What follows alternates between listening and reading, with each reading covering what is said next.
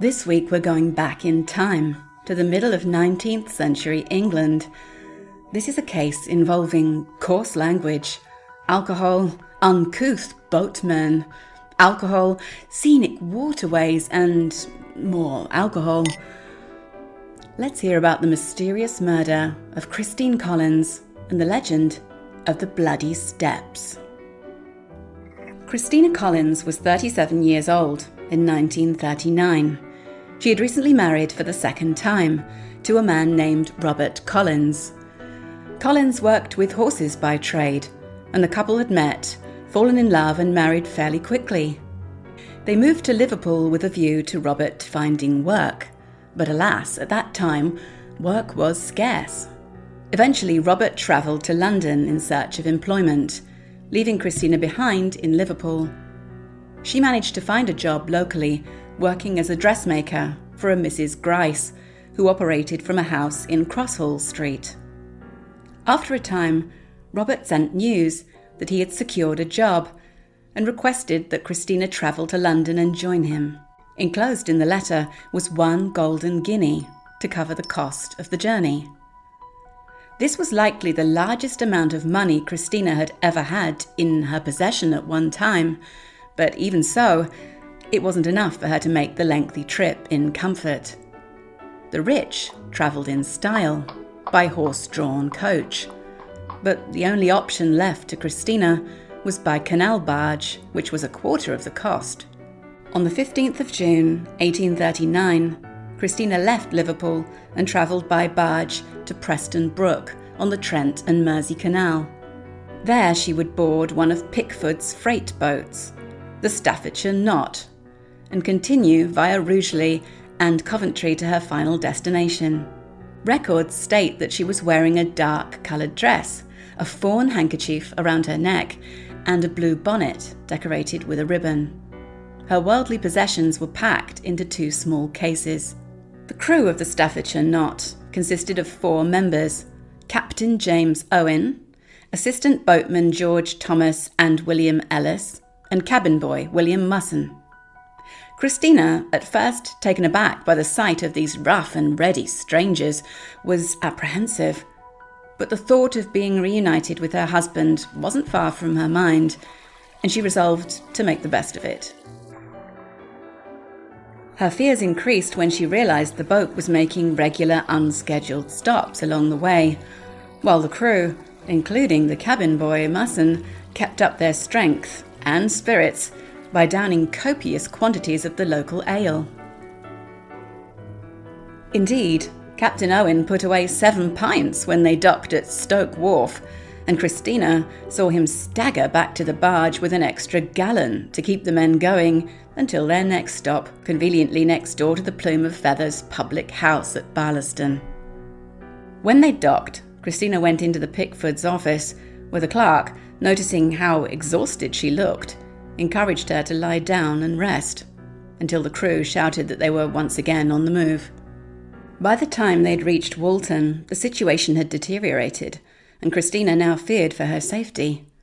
She told the canal clerk that she was afraid the crew would, quote, meddle with her. It was later said that he advised her, if that were the case, she should report it at the end of their journey. His suggestion was interrupted by an almighty crash as the boat rammed into the lock gates. This was followed by a tirade of colourful expletives from Owen, presumably still under the influence. Don't drink and steer, folks. The clerk, red with indignation, burst forth from the office and reprimanded the boatman thoroughly. As they continued, Christina, by now fed up with the lot of them, set off along the towpath, walking ahead of the boat. At Aston, the wife of the lockkeeper recalled seeing Christina there at 8 o'clock in the evening, waiting for the boat to catch up. She was sitting on a wall, sharpening a penknife. As the boat arrived at the lock, one of the men looked in Christina's direction and shouted, "Curse her eyes! I wish she was in hell flames!" Unsurprisingly, this caused her to burst into tears. Apparently the crew had been quarrelling, and George Thomas had been heard to say that he wouldn't carry on working, quote, if she were allowed to be in the cabin instead of in the space reserved for passengers. However, without an alternative, Christina reboarded the barge and they journeyed on to Who Mill Lock, where they docked for the night.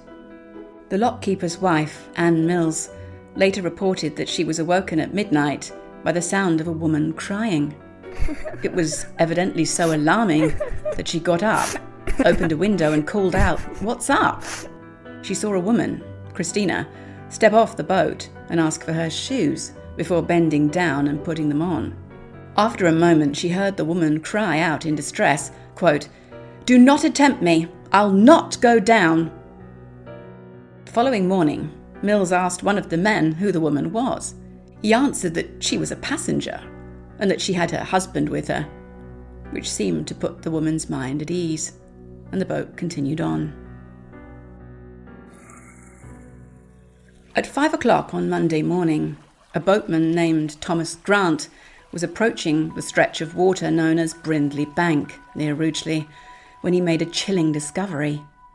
He noticed a body floating face down near the viaduct, the figure of a woman wearing a blue dress and stockings, but without either a bonnet or shoes.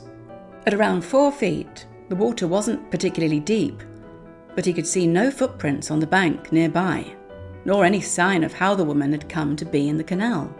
With the help of another man, he manoeuvred the body to the bank and pulled her out. It was immediately apparent to both that she was dead, although her body was still warm. The parish constable arrived and instructed that the body should be carried up the wooden steps, a rather steep bank, and then on to the Talbot Inn at Rugeley. An hour later, Owen and the crew of the Staffordshire Knot reached Fradley Junction, where they made a stop and were changing horses. Seemingly incoherent, Owen informed the clerk in Pickford's office that he had had a passenger on board, but that she had drowned herself. He said that she had tried it once before, wading into the water and crying, "Collins, Collins," the name of her husband, he believed, and that he had pulled her out. The shocked clerk asked why she had been permitted to make a second attempt at drowning, only for Owen to answer that she was, quote, "off her head." When they left, the clerk called ahead and gave this information to the police constable at Faisley, who met them when the boat pulled in. Upon seeing him, one of the crew exclaimed without hesitation, "Damn and blast the woman! What do I know about her? If she had a mind to drown herself, she might." It was clear to the constable that, with the exception of the cabin boy, the whole crew were drunk. He requested more officers to escort them to the local police station. In the cabin of the boat, authorities found a bonnet, which had been crushed, a pair of shoes, and an apron.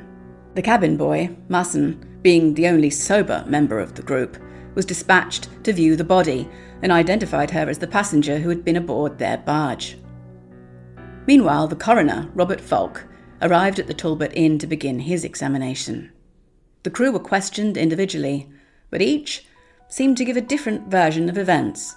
They blamed each other in turn for, quote, interfering with her, and then Owen said she became hysterical and wailed, "Oh, Captain! Oh, my Collins! I will drown myself before I get to London." Post-mortem examination of the body found little in the way of obvious wounds, apart from 2 small external bruises, which were deemed insignificant. The coroner concluded that Christina Collins had died from suffocation caused by drowning, and upon further examination found no evidence that, quote, improper connection had taken place, calling into question the suspect's claims that one or more of the men had interfered with her. Nevertheless, the cabin boy Musson was released, and James Owen, George Thomas, and William Ellis were charged with Christina's murder. The trial began in July of 1939, and the trio were faced with 4 counts: the willful murder of Collins, an accusation of RAPE, YouTube, common assault, and theft. The boy Musson, it was announced, had been cleared of all charges on condition he give evidence as a witness for the Crown. The prosecution drew from witness statements reporting Christina's concerns about violent behaviour and the coarse and threatening language used towards her by the accused.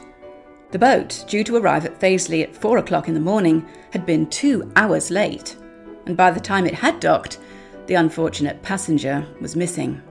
Evidence put forward suggested that at the time Christina's body was found, her clothes and undergarments were considerably torn, in such a fashion as to suggest that she had indeed been violated in some way.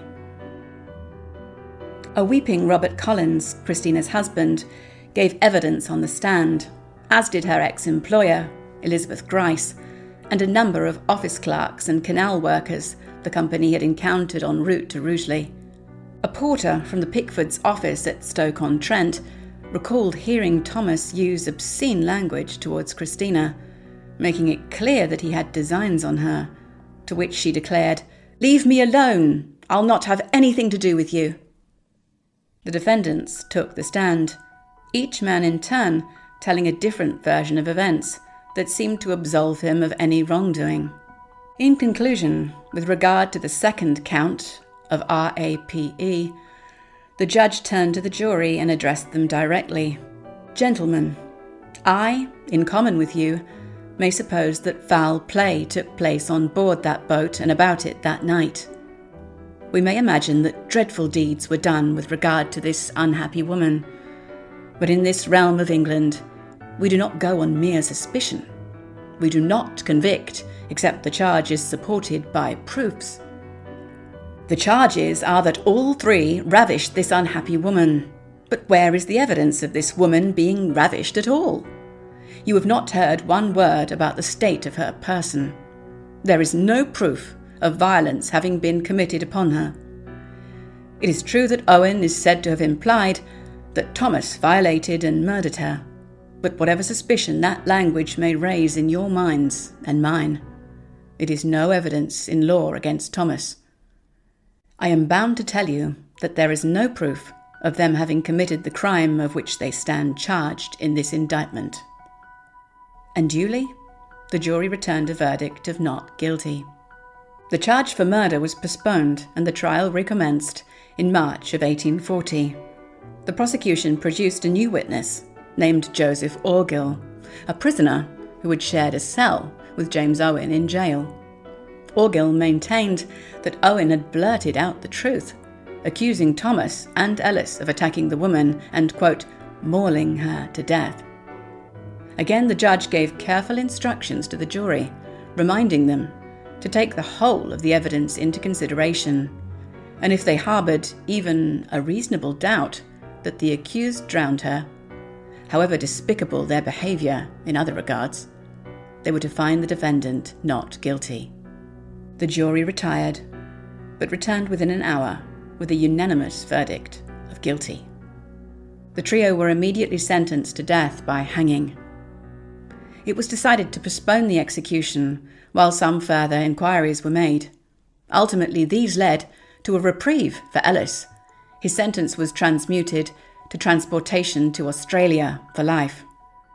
His crewmates were not so fortunate. On the morning of the 11th of April, 1841, James Owen and George Thomas received the last rites. They were brought out in front of a crowd of 10,000 that had gathered to view the spectacle, and it was said that as they were hung, their bodies were, quote, much convulsed. The esteemed executioner, William Calcraft, had travelled up from London for the double hanging.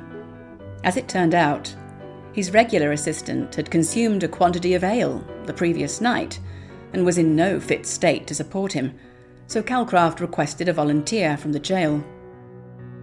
Prisoner George Smith got the job in return for an early release. Sounds fair. Incidentally, Smith went on to become a famed hangman in his own right after that. However, it has always remained a point of contention that the convictions were made on the flimsiest of evidence. It's true that the crew were drunk during most of the fateful journey. Although there is no evidence to substantiate it, one could also argue that it was not unusual for unaccompanied female passengers to suffer the unwanted attentions of crew members at that time. The medical findings seem to lend no support to the evidence of a struggle, but conversely, if Christina had thrown herself out into the canal, why hadn't she simply waded to the bank and climbed out? Elements of the case have taken on an almost legendary status. Locals said that when Christina's body was removed from the water and carried up the wooden stairs at Brindley Bank, her blood spilled onto the steps, leaving a permanent stain that never even seemed to fade. Although the original has long since been replaced by concrete, the locals still refer to them as the Bloody Steps. Christina's body was buried in St Augustine's Church in Rugeley.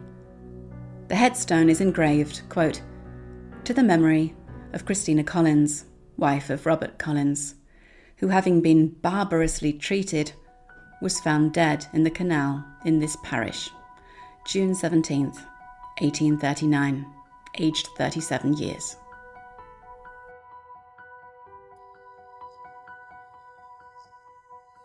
Well, what do you think? Was it murder, plain and simple? Or rather, an unfortunate accident? Let me know in the comments below. And please subscribe if you'd like to see similar videos in the future. Until then, take care, and I'll see you in the next one. Bye.